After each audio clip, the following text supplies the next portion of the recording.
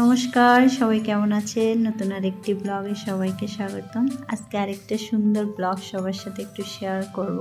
তো আজকে সকালবেলা উঠে আমি পুজোটা আগে দিয়ে দিচ্ছি। আর এই যে প্রদীপের প্লেটটা আমি দীপাবলিতে পেয়েছি, এটা হচ্ছে আমি পুজোর এখানে রেখে দিয়েছি। যেহেতু দীপাবলির সব কিছু পুজোর আইটেম দিয়েছে, প্রদীপ, ধূপ আর একটা প্রদীপদানি, সব কিছু যেহেতু পুজোর, সেজন্য আমি পুজোর এখানে কিছু রেখে দিয়েছি। তো পুজোটা কমপ্লিট করে আজকে সকালবেলা হচ্ছে রুদ্রাক্ষের জন্য একটু স্ন্যাক্স আইটেম বানাবো। যারা বলেছে আজকে বাসা থেকে টিফিন বক্স দিয়ে দিতে আর হালকা কিছু নাস্তাও দিয়ে দিতে, যেহেতু ওর স্কুলে সব খাওয়া দাওয়া হয়, তো বাসা থেকে আসলে কখনোই কিছু দিই না। তো আজকে যেহেতু দিতে বলছে, ও তো অনেক এক্সাইটেড, ও এটা ওঠা অনেক কিছু বানিয়ে দিতে বলছে।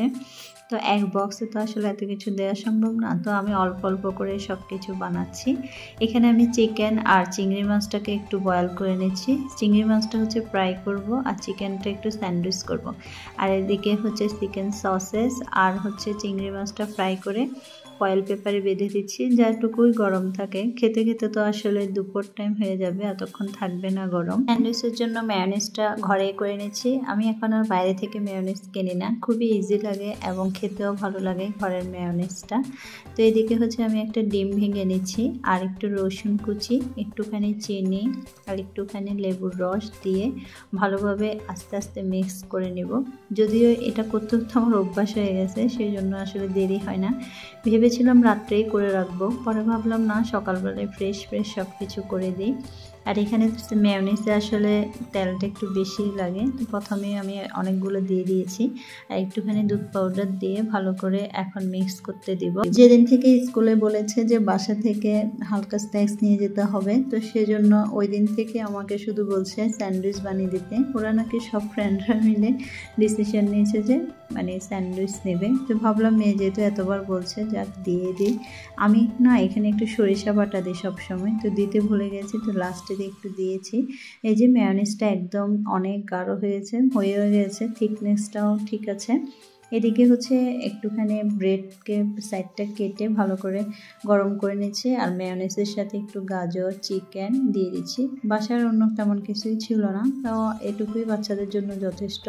তো ভিতরে যে মেয়োনিজের পুরটা ছিল চিকেনের, সেটা দিয়ে একটুখানি গরম করে দিচ্ছি। যেহেতু বক্সের বাটি দুইটা ছিল, তো ভাবলাম একটুখানি ফ্রুটসও কেটে দিই। এখানে আঙ্গুর, অ্যাপেল আর একটুখানি গাজর দিয়ে দিয়েছি।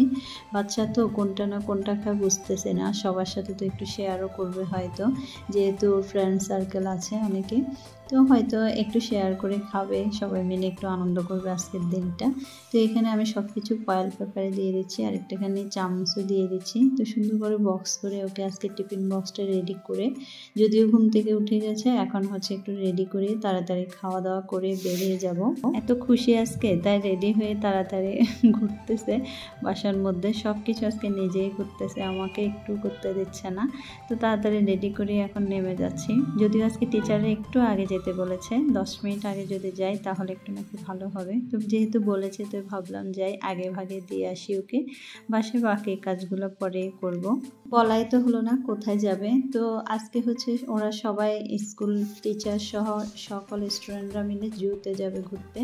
তো যেহেতু জুতে যাবে, তো ওখান থেকে খাওয়া দাওয়া করে স্কুল থেকে বের হবে আর হালকা যে বাসা থেকে স্ন্যাক্সটা নিয়েছে ওইটা দুপুরের দিকে ওখানে খেয়ে তারপরে চলে আসবে।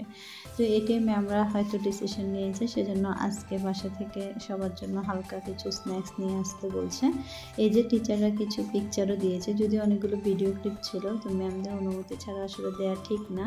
তো বাসায় চলে আসছে, এসে বলতেছে আমাকে আরেকটা স্যান্ডউইচ বানিয়ে দাও। আমি স্যান্ডউইচটা খেতে পাইনি, সেটার কারণটা বলছে ও নিজেই। স্কুলের স্যান্ডউইচটা খেতে পারো নাই? না, আমি স্কুলে স্যান্ডউইচ খেতে পারিনি, যার কারণে আমি বাথরুমে গেছি, যে সেজন্য আমার বন্ধুরা খাই ফেলছে। আমি আঙ্গুর ফল খাইছি মাত্র, তারপরে আর বন্ধুদের সাথ থেকে আর একদম ভালো বন্ধুর সাথ থেকে খাইছি ফ্রেঞ্চ ফ্রাই আর সস। খাও নাই চিকেন সসেসটা? খাও নাই ফ্রুটসগুলো? খাও নাই?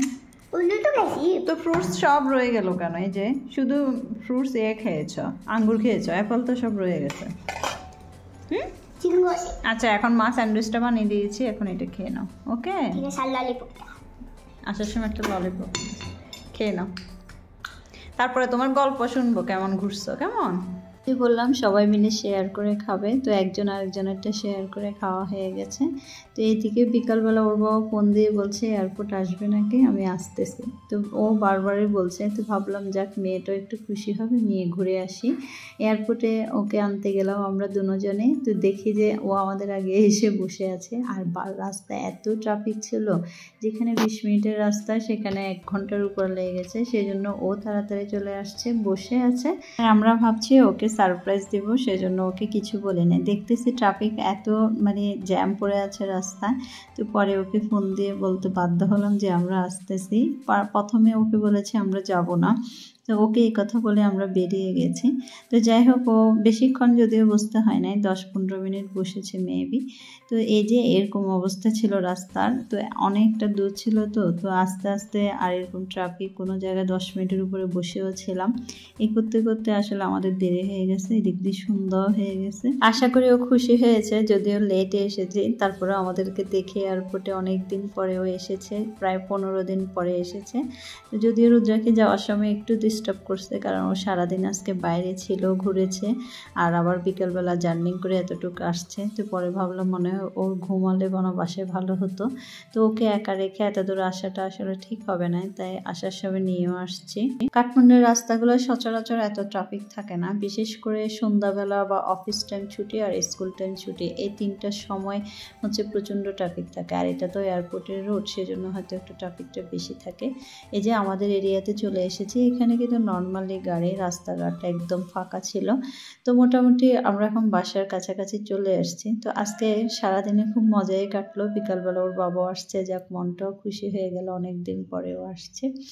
তো যাই হোক, সবার সাথে সুন্দর একটা ভিডিও শেয়ার করলাম। সবার কেমন লাগলো কমেন্টস করে জানাবেন, আর সবাই ভালো থাকবেন, সুস্থ থাকবেন। আমাদের ভিডিও যদি ভালো লেগে থাকে অবশ্যই সাবস্ক্রাইব করে রাখবেন, কারণ আপনাদের ডে বাই ডে একটা সাবস্ক্রাইবে আমার জন্য অনেক, কারণ আমি অনেক পরিশ্রম করে ছোট্টখাট্ট একটা ভিডিও তৈরি করি।